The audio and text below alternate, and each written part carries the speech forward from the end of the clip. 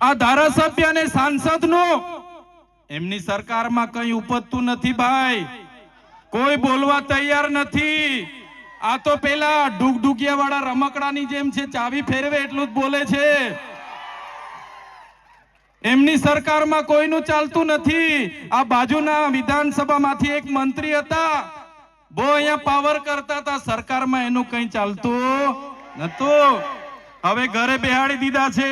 એટલે તમને કહેવા માંગુ છું, આ સરકારમાં જેટલા પણ ધારાસભ્ય છે, જેટલા પણ સાંસદો છે, જેટલા પણ એમના મંત્રી તંત્રી છે, આ કોઈ સરકાર નથી ચલાવતા, આ બધા સરઘસ ચલાવે છે, સરઘસ।